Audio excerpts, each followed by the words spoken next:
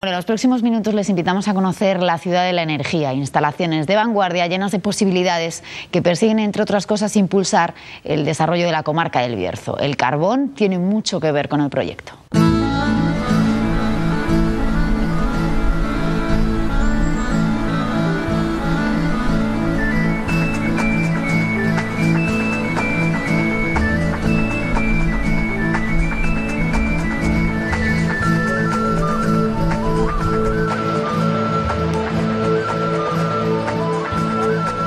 Ponferrada, con 70.000 habitantes, es la capital del Bierzo, una comarca con gran personalidad de la provincia de León, en la que viven 137.000 personas.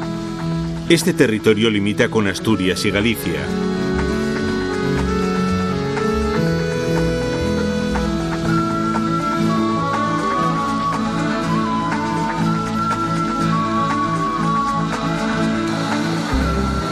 La minería del carbón ha sido la principal actividad económica del Bierzo en el último siglo.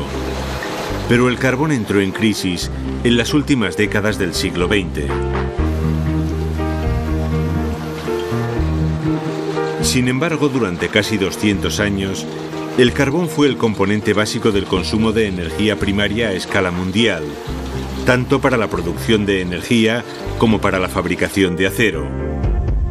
El carbón impulsó la revolución industrial del siglo XIX, pero a mediados del XX perdió su papel preeminente en beneficio del petróleo. En la actualidad, el carbón representa el 22% del consumo global de energía primaria y contribuye en un 40% del total a la producción de energía eléctrica a nivel mundial.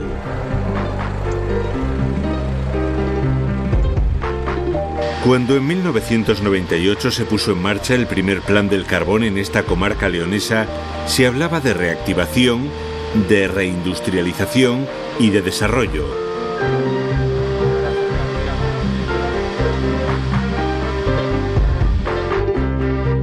Pero lo cierto es que a lo largo de estos años, los municipios mineros del Bierzo habían perdido más de 5.000 habitantes.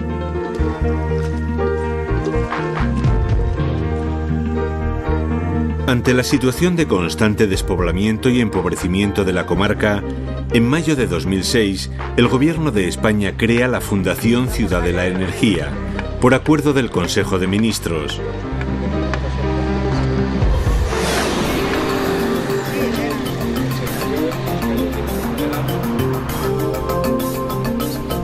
La Fundación es un proyecto del Gobierno que tiene como objetivo contribuir a la mejora del desarrollo económico y social de la comarca.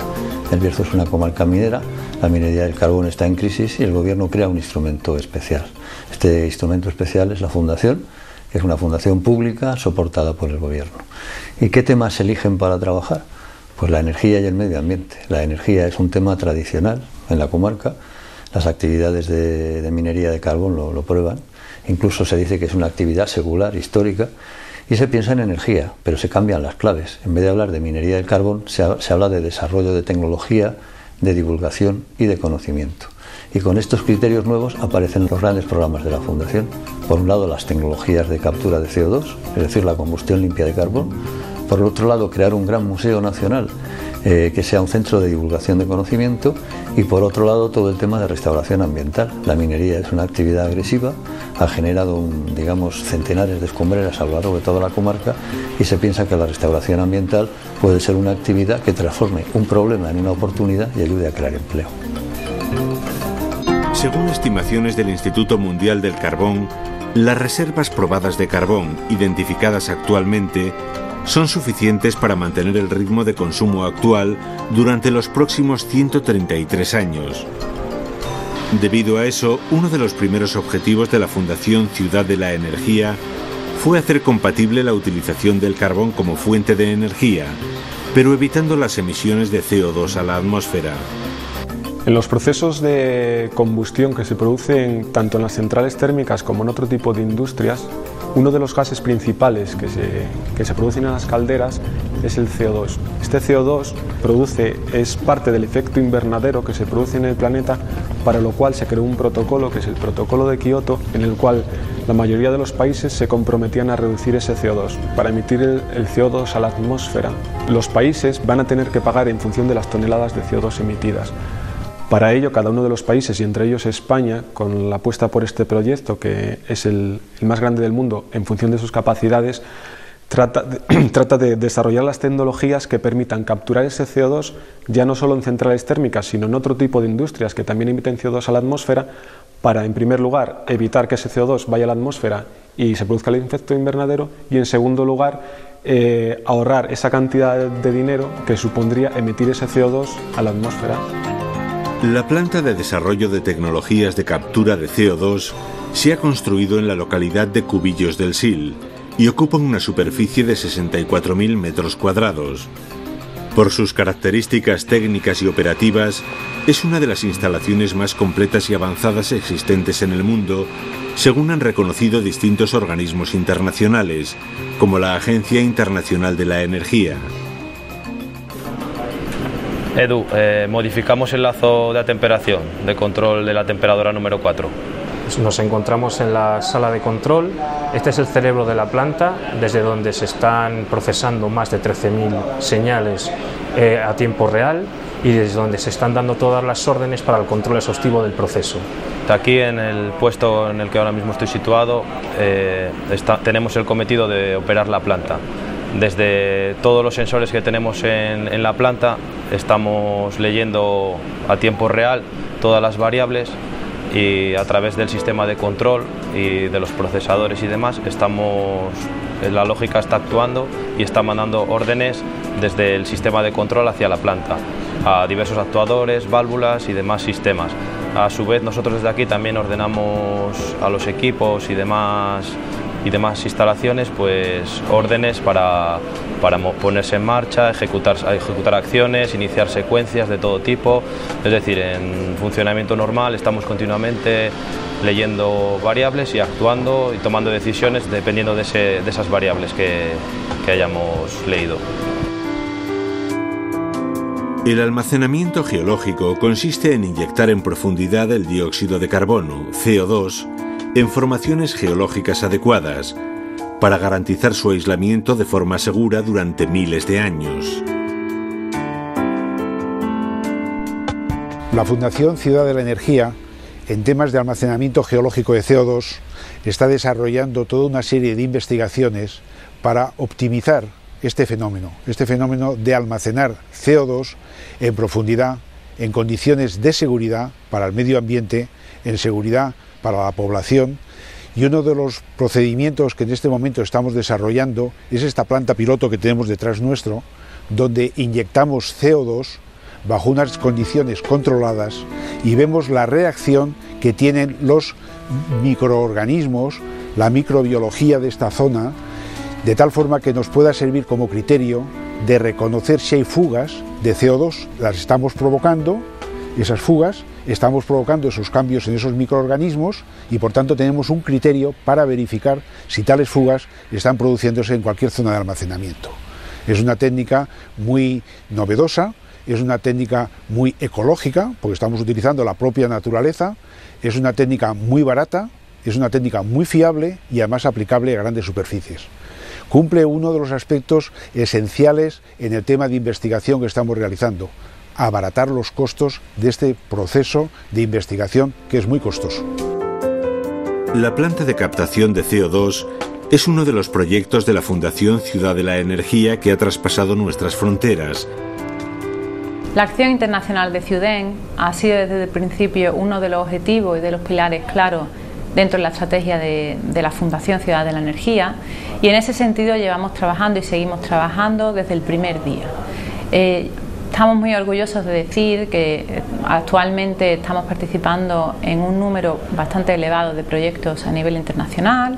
Por mencionar algunos, el proyecto Compostilla, que es uno de los 6 proyectos de demostración que ha seleccionado la Comisión Europea para poner en marcha el desarrollo tecnológico a escala de demostración, y nos ha dotado de 180 millones de euros. La planta de Cubillos del Sil ha contribuido decididamente a poner a esta pequeña localidad cercana a Ponferrada en los mapas mundiales de las tecnologías punteras en la utilización sostenible del carbón. Nos parece un proyecto magnífico para dar continuidad a esa explotación de estos recursos naturales, además la generación de energía eléctrica en las plantas que tenemos aquí en nuestra comarca, y ser respetuoso con el medio ambiente, que era la única asignatura que tenía pendiente la combustión del carbón.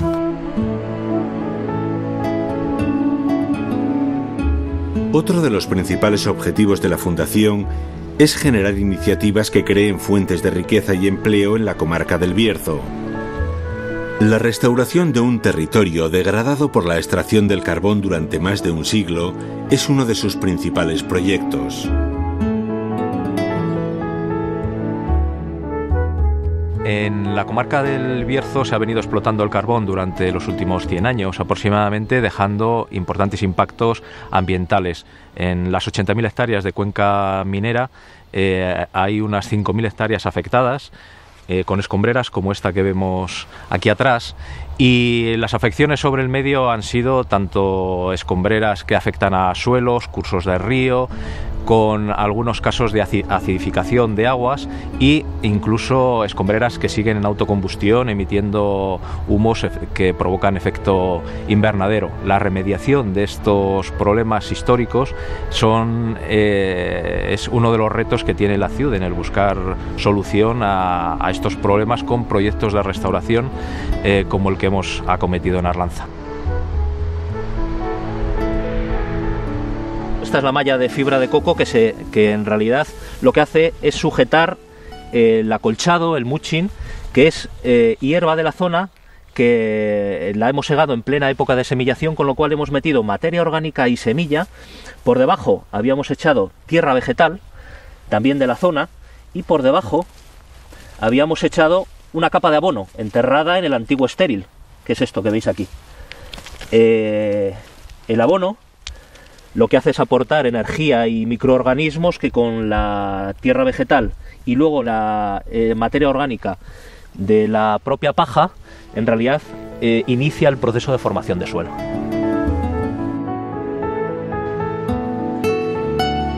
Tremor es uno de tantos pueblos de la cuenca minera que están prácticamente enterrados por las escombreras de las minas de carbón.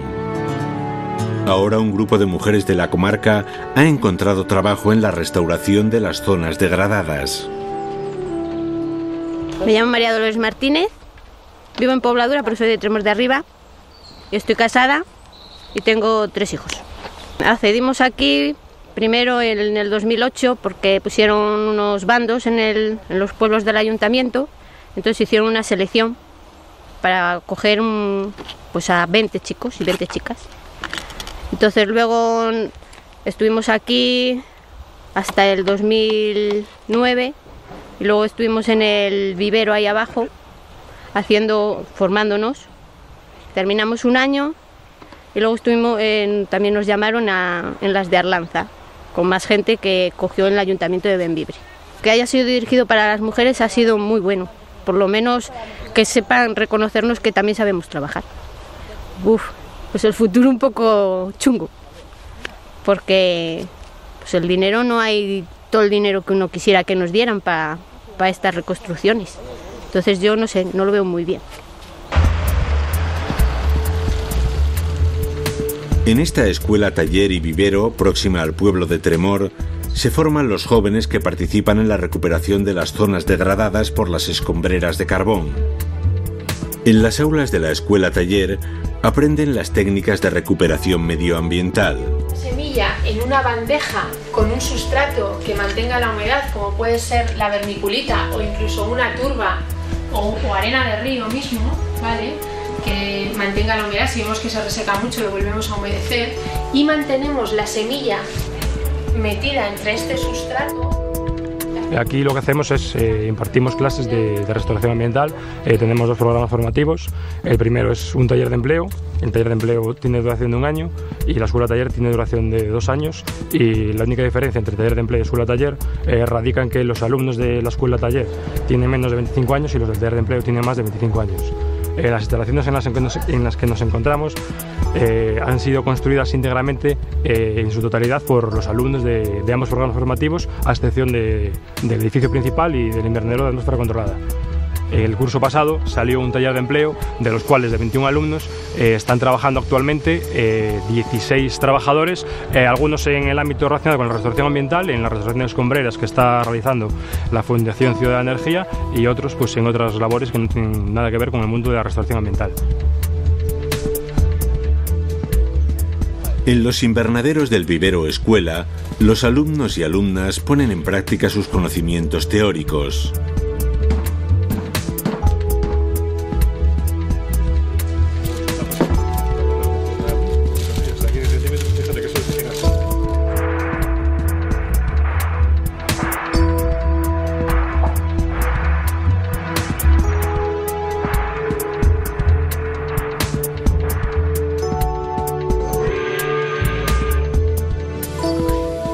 El tercer objetivo, y quizá el más importante de la Fundación, es el desarrollo y la posterior gestión del Museo Nacional de la Energía.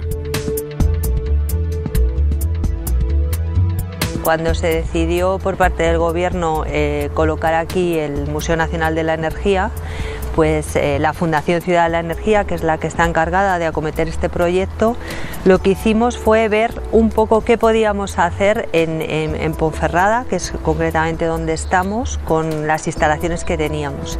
Entonces ahí, ¿qué es lo que decidimos? Decidimos una cosa bastante particular, que ya que estábamos en una zona que había sido previamente industrial, muy relacionada con temas energéticos, y teníamos la posibilidad de rehabilitar 2 centrales térmicas, decidimos que todo un área de la ciudad podía estar dedicada a parque museo relacionado con el tema de la energía. Entonces de ahí surge el proyecto de no hacer un museo en un edificio, sino de tener un territorio, en concreto de la ciudad de Ponferrada, donde pudiésemos instalar el museo en sus diferentes vertientes. ¿Qué es lo que tenemos y qué es lo que la gente se va a encontrar cuando el museo esté completo? Pues tenemos, por un lado, esta central térmica donde estamos, que es N-térmica, que es una de las primeras centrales térmicas que hubo en esta comarca y que estamos dedicándola al tema del carbón. Entonces es la primera instalación que ha abierto el Museo Nacional de la Energía, ha sido esta en verano, y ya la gente la puede visitar. El proyecto de rehabilitación de la antigua central térmica de la minero-siderúrgica de Ponferrada, MSP, busca recuperar las edificaciones y maquinarias del complejo, manteniendo su esencia histórica en materiales y espacios. En este espacio se explican las actividades de la extracción, transporte y uso del carbón en las comarcas de El Bierzo y La Ciana. En él se abordará todo lo que tiene que ver con las tecnologías y formas de vida pasada vinculadas a este tipo de trabajo industrial y minero en estas comarcas. Es la conexión del museo con el territorio. Ingresé en el ferrocarril en el año 1958 como encendedor de locomotoras, pasando después a hacer las funciones de fogonero y de maquinista. N-térmica se compone de 3 espacios principales, como el muelle de carbones, la nave de calderas y la nave de turbinas. En el muelle de carbones se descargaban manualmente los vagones de carbón procedentes del lavadero. El material resbalaba por la pendiente, acumulándose sobre el sistema de tolvas, y gracias a un sistema de cintas transportadoras era reconducido hasta el siguiente edificio, la nave de calderas, destinado a la combustión del carbón. Finalmente, el material llegaba a la nave de turbinas, edificio en el cual se alojaba toda la maquinaria que hacía posible la producción de electricidad. Esta se generaba gracias al vapor que llegaba desde la nave de calderas. Ahora mismo estamos en la sala de turbinas, que tenemos aquí, podemos ver las 3 grandes turbinas que generaban electricidad, y desde aquí se aborda la cuestión de la energía con una perspectiva más antropológica, histórica y social, explicando cómo la aparición de este tipo de infraestructuras industriales en un marco histórico de industrialización provocó un cambio en la sociedad, en este caso del Bierzo y de la Ciana. Aquellas mujeres trabajábamos cuando estábamos solteras en la mina. Después lo que era la casa, para criar la familia, cuidar al marido y ir a las huertas, que también íbamos a las huertas, a trabajar también y a segar pan. Ya según estaba aquella de meterte allí a lavar 4 o 5 horas sin parar de lavar. Yo me levantaba a las 4 de la mañana y me iba a ramar el abono para la quintalera y venía a levantar a mis hijos para ir a la clase, ¿sabes? Y echarles a los cerdos y despachar las gallinas y todo. Ahora somos reinas. Somos princesas, hombre, claro. No reinas, princesas. N Térmica cuenta además con otras 2 construcciones singulares. El edificio del Trafo, en el que actualmente se hace la recepción de visitantes y que antiguamente albergó parte de los transformadores de la central, y el de la antigua central de 1920, hoy reconvertida en cafetería y aula didáctica, que antiguamente abastecía de electricidad a los talleres, lavaderos y oficinas de la central.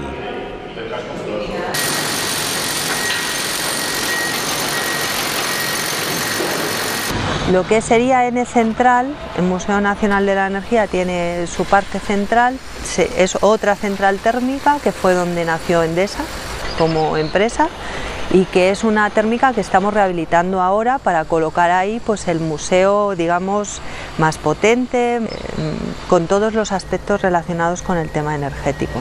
Ahí es donde vamos a tener 3 exposiciones permanentes y vamos a tener otra serie de servicios que tienen que ver con lo que es un museo moderno, desde auditorio, teatro digital, hasta albergue juvenil. O sea, es un museo que tiene muchos servicios dentro.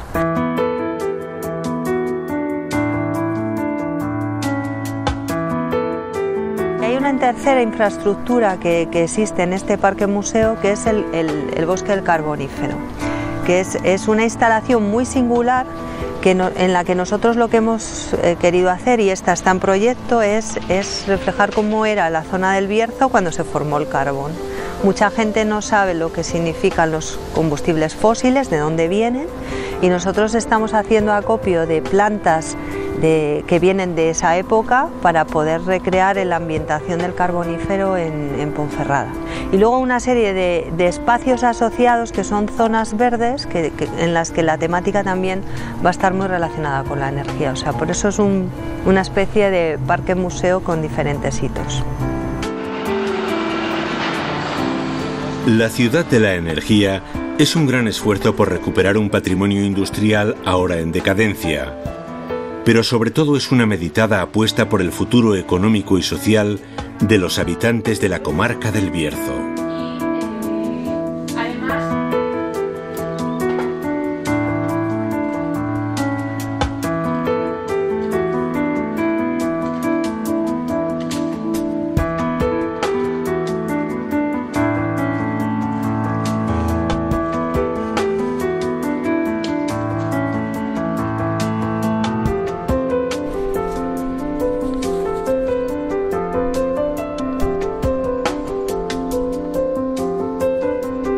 Mañana volvemos, buscaremos palmeras en la nieve y hablaremos del circo. En concreto nos va a visitar Teresa Raval, que está inmersa en una gira con su espectáculo. No se lo pierdan porque además les vamos a dar fechas y muchísima información que les resultará útil. Además, como los jueves son días de humanidades en la aventura del saber, tendremos algo de poesía. Gracias por acompañarnos y que disfruten de lo que queda de día. Adiós.